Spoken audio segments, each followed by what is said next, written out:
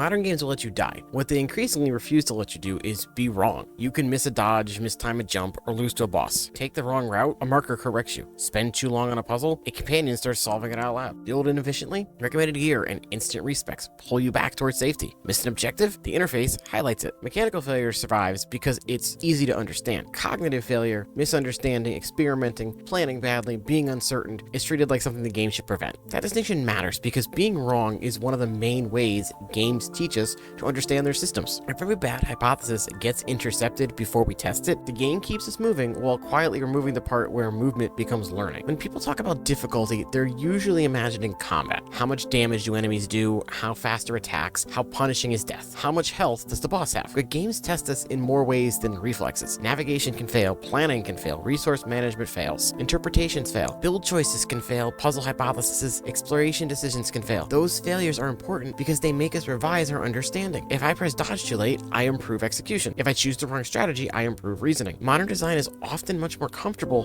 demanding the first than the second. The reason is not a mystery. AAA games are enormously expensive. They want broader audiences, and a broader audience means widely different skill levels, available playtime, genre familiarity, hardware expectations, and patience. If someone gets confused and quits, that's bad for engagement. If reviewers complain that progression is too unclear, that becomes a launch narrative. If players miss expensive content, somebody in the meeting starts asking why the studio spent $3 million building a dungeon that 40% of players never even found. So uncertainty becomes a business risk. The safest design is to make sure the player always understands the immediate next action. That creates momentum. It also creates apathy. The clear example is companion hints. You enter a puzzle room, you look around. Before your brain has time to fully register the objects, your companion says something like, maybe you could use this crane to reach the platform. Thank you, fictional coworker. I was about to experience that through thought. The issue is not the hints exist. The hint systems are valuable. The issue is the timing. A hint given after frustration is assistive. A hint given before experimentation is preemptive. The game has prevented failure by preventing the attempt. And once things happen repeatedly, the players learn not to think too hard because the answer will be given automatically. This is the opposite of teaching. This is the solution I wish more games used. Make failure cheap instead of impossible. Let me maybe try to get the puzzle wrong.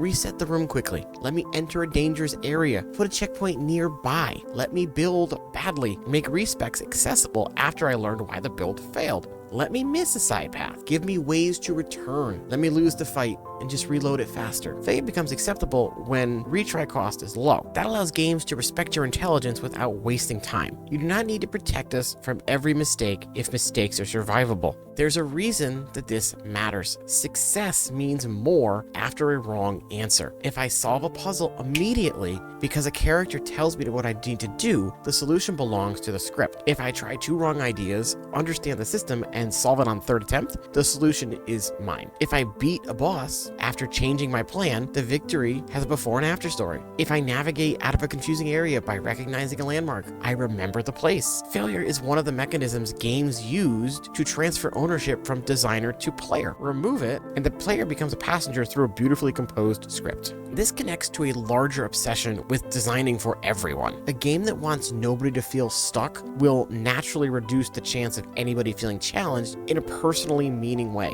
Accessibility should expand who can engage with the challenge. It should not require deleting the challenge. Give difficulty settings, assist options, hint toggles, navigational support, readable UI, remapping, visual and audio accessibility. Those are ways for people to interact with the system. Constantly solving the system for everybody is different. One of the most underrated pleasures in gaming is forming a theory that is completely wrong. You think an enemy is weak to something, you think a route connects somewhere, you think a build interaction will be incredible. Then the game says absolutely not, and now you revise your model. The process is learning. It's also comedy. Some of my favorite gaming memories are not elegant successes. They are the moment I confidently committed to an idea and the system immediately explained why I should never be trusted with authority. A game that intercepts every bad idea before execution loses that texture. The best compromise is not harsher punishment, it's just cheaper recovery. Let me attempt the puzzle wrong and reset it quickly. Let me build badly and respec once I understand my mistake. Let me wander into a dangerous area and put the checkpoint close enough enough that the lesson costs seconds instead of hours. Games can respect the player's time without protecting the player from every bad decision. In fact, fast recovery makes designers freer to let us fail because failure stops being synonymous with wasted time. Halo is one of the cleanest examples of why failure does not need to be punitive. You hit a checkpoint, walk into an encounter, and get folded because you treated 3 jackals and an elite and a bad grenade angle like a personal invitation to be stupid.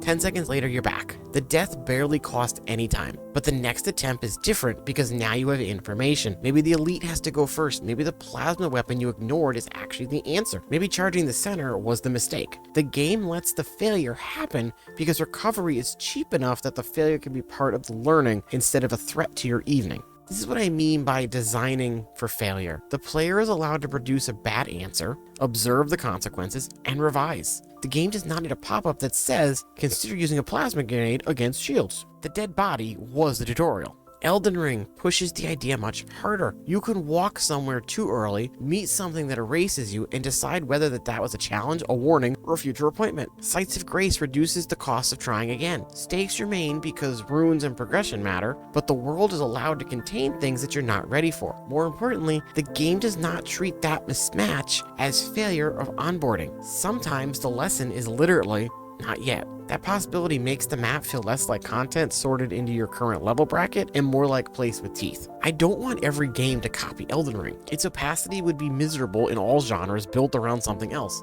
I want developers to copy the confidence underneath it, the belief that a player can encounter resistance, interpret it, and choose what to do next. Against the Storm does the same thing in the systems level. A settlement starts slipping, and suddenly every decision you thought was harmless becomes visible. You open the wrong glade at the wrong time. Fuel is disappearing faster than expected. Resolve is collapsing. The Queen's impatience is no longer background pressure. Maybe the settlement fails. Fine. The run exposed a structural weakness in the way you prioritize resources, orders, and risks. The next settlement begins with the knowledge, even if the map is completely different. This is a loss with a receipt. You can point to a cause. The system did not simply announced to you that you were bad, they showed you where the plan broke. The pressure on giant releases is obvious. A player who gets stuck might quit. A streamer who looks confused might call the game bad. Reviewers are on deadlines. Accessibility matters. So the safe solution is to make failure less likely before it happens. Stronger quest markers, companion hints, forgiveness systems, level scaling, generous checkpoints, warnings before irreversible choices. Some of that is good design. The problem is when every form of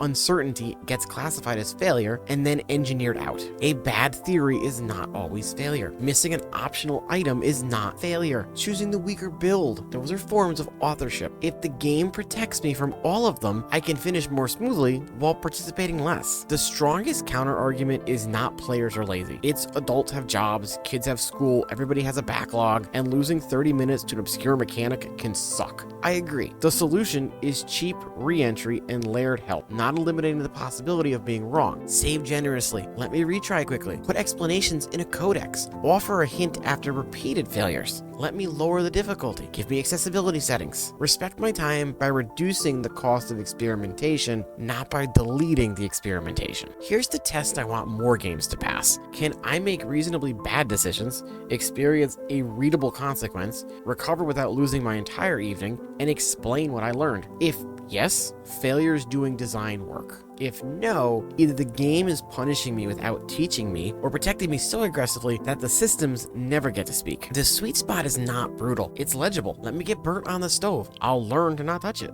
A hard mode usually changes numbers. More health, damage, less forgiveness. That can be fun, but it does not automatically restore player responsibility. A game can be numerically brutal while still telling you exactly where to go, what to equip, and what answers to expect. The thing I miss is not suffering. It's interpretation. I want to notice, hypothesize, attempt, fail, and adjust. The loop can exist on easy mode. It can exist in Pokémon, Halo, Sims management. Difficulty is a setting. Failure as information is philosophy. The games I remember are not the ones that perfectly protected me from mistakes. They're the ones that gave me enough information to be responsible for what happened next. I want modern designs to make failures cheaper, clearer, and more accessible, not extinct. Give me the checkpoint. Give me the hint button. Give me a difficulty setting. Then let me make the wrong call anyway. If I never get to be wrong, I never get the satisfaction of becoming less wrong. And that little change from preventing failure to supporting recovery would fix more of of what feels sterile in modern games than another hard mode ever will. Modern games are afraid to let you fail because failure is unpredictable. It creates frustration, slow pacing, people can quit. It can also create learning, memory, ownership, experimentation in the exact stories we keep talking about years later. The answer is not to bring back cruel checkpoints and permanently ruin builds. Make failure cheaper, make information clearer, and recovery faster. Then let me screw it all up anyway. Let me be miserable by a puzzle. Let me lose because my strategy was terrible.